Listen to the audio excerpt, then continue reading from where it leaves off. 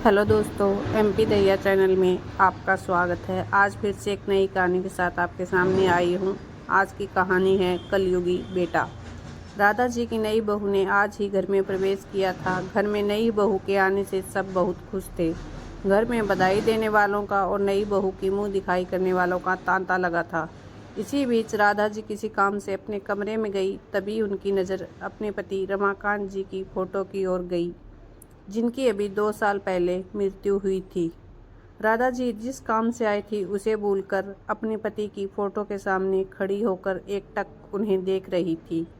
उनकी आंखों से आंसू गिरने लगे। तभी उनका बेटा अमित आ गया।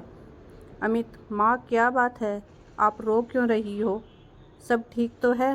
राधा जी, नहीं बेटा, कोई बात नहीं, बस तेरे पापा की याद आ गई थी। वे आज होते तो बात ही कुछ और होती। अमित, हाँ माँ, ये बात तो है, पर आप दुखी मत हो, यह सब भगवान के हाथ में है। चलो बाहर, सब आपका इंतज़ार कर रहे हैं। राधा जी आंसू पोंछकर बाहर आकर मेहमानों की खातिरदारी में लग जाती है। शादी से भरे घर में सभी नई बहू को घेरे बैठे थे। 2 दिन बाद जब सब मेहमान चले गए तो राधा जी ने बहू बेटे को एक जगह बिठाया और कहा, बेटा अब यह घर तुम्हें संभालना है, यह लो घर की चाबी। माँ जी, ये चाबी आप मुझे क्यों दे रही हैं? यह आपका घर है, आप संभालिए। अमित, तुमने माँ जी को बताया नहीं कि शादी के बाद हम अपने नए फ्लैट में रहेंगे? राधा जी, अमित, बहू यह क्या कर रही है? मैंने इतने अरमानों से तुम्हारी शादी की थी और तुम दोनों पहले ही मुझे छोड़कर जाने का प्लान बनाकर बैठे हो। यह कहकर राधा जी रोने लगी। अमित, माँ ऐसी कोई बात नहीं है, तुम तो जानती हो अंजना नए ख्यालों की लड़की है, इसीलिए हम अलग रहना चाहते हैं। यहाँ यह एडजस्ट नहीं हो पाएगी। हम आपसे कभी कभी मिलने आया करेंगे और आप चाहो तो कुछ दिन के लिए हमारे साथ रहने आ सकती हो। यह सुनकर राधा जी को बहुत झटका लगा। उनके पति का स्वर्गवास हो चुका था। इकलौता बेटा अमित भी उन्हें छोड़कर जा रहा था। अब वे अकेले किसके सहारे रहेंगी? यही सोचकर वे रोते हुए अपने कमरे में चली गई। 2 दिन बाद अमित और अंजना अपने नए घर में चले गए। जाते जाते अमित ने माँ से कहा, अमित माँ, मैं आपसे मिलने आता रहूँगा और पैसे भी भिजवाता रहूँगा, आप चिंता मत करो। राधा जी, उसकी तुम चिंता मत करो। तेरे पापा इतना कुछ छोड़ कर गए हैं कि मैं जीवन भर सुख से रह सकती हूँ। तू जाकर अपनी गृहस्थी जमा, मेरी चिंता छोड़ दे बेटा। अमित और अंजना दोनों चले गए। उनके जाने के बाद राधा जी फूट फूट कर रोई, लेकिन अब कौन था जो उनको चुप कराता, इसीलिए वे रोते रोते सो गई। जब उठी तो छत पर जाकर बैठ गई।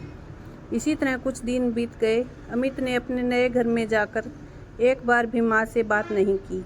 अमित के इस व्यवहार से राधा जी टूट सी गई थी। एक दिन राधा जी की बचपन की सहेली उनसे मिलने आई। शालिनी, अरे राधा, कैसी हो? अमित की शादी पर तो मैं आ न सकी, सोचा आज जाकर बहू की मुंह दिखाई कर आती हूँ। बहू कहाँ है? राधा जी, शालिनी, वे दोनों ये घर छोड़कर चले गए। बहू मेरे साथ नहीं रहना चाहती है। यह सुनकर शालिनी को बहुत गुस्सा आया। उसने कहा, तू चिंता मत कर, मैं हूँ ना तेरे साथ। सुन, इस घर को पेइंग गेस्ट बना देते हैं, पास ही कॉलेज है, उसके बच्चे यहाँ आकर रहेंगे, उससे तुझे इनकम भी हो जाएगी और तेरा मन भी लगा रहेगा। राधा जी, लेकिन यह सब कैसे हुआ? मुझे तो कुछ नहीं आता। शालिनी, मैं काफ़ी दिनों से यही काम कर रही हूँ, तू चिंता मत कर, मैं सब इंतज़ाम कर दूँगी। कुछ ही दिन में शालिनी ने सारा इंतज़ाम कर दिया। कॉलेज के बच्चे पेइंग गेस्ट की तरह वहाँ रहने लगे। राधा जी उनसे बातें करती थी, उनका अपने बच्चों की तरह ख्याल रखती। इस सब में समय कब निकल जाता था पता ही नहीं चलता था। राधा जी इस बात से इतनी खुश रहने लगी कि उन्हें अब अमित और अंजना की याद भी नहीं आती थी। बच्चे भी उन्हें बहुत मानते थे। इस तरह उनका अकेलापन भी दूर हो गया और उन्हें किसी पर बोझ भी नहीं बनना पड़ा। ये थी राधा जी की कहानी, जिन्होंने अपने एक बेटे को इतनी मुश्किलों से पाला और उन्होंने उनसे अलग रहने का निर्णय ले लिया। लेकिन राधा जी का जो फैसला था वो भी बिल्कुल सही था। वो अपने पैरों पे खड़ी हुई, ना कि बेटे के ऊपर निर्भर हुई।